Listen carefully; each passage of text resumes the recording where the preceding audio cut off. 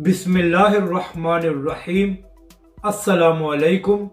आप देख रहे हैं यूट्यूब चैनल आम सी बातें। इमरान खान साहब का इस्तीफ़ा, इस हवाले से फवाद चौधरी का अहम बयान सामने आया है।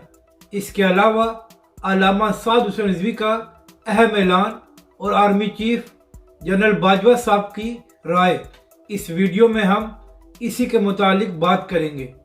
नाज़रीन कराम, इस वक्त तहरीक अदम एतमाद तकरीबन कामयाब हो चुकी है और अपोजिशन ने इमरान खान साहब को बड़ा सरप्राइज देते हुए MKM को भी अपने साथ मिला लिया है।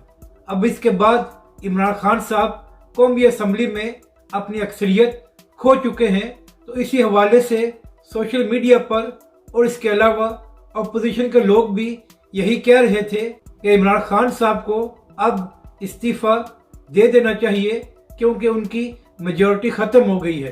तो इसी के मुतालिक फवाद चौधरी साहब ने एक अहम ट्वीट किया है और उसमें कहा है कि इमरान खान साहब कभी भी इस्तीफ़ा नहीं देंगे और वो आखिरी गेंद तक लड़ेंगे ताकि हम भी देखें कि दोस्त कौन है और दुश्मन कौन है।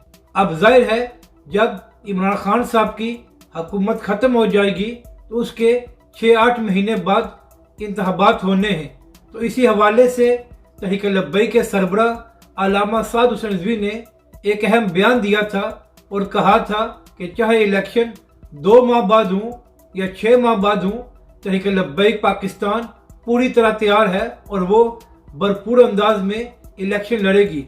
जबकि दूसरी जानब आर्मी चीफ ने चंद दिन पहले ये राय दी थी कि पाकिस्तान के मसाइल इसलिए हल नहीं हो रहे कि हर बार उन्हीं लोगों को वोट दिया जाता है जिनको पहले आजमाया जा चुका है। यानी कि आर्मी चीफ के बयान का ये मतलब था कि अगर पाकिस्तानी अवाम मसाइल का हल चाहते हैं तो फिर नए लोगों को मौका दें।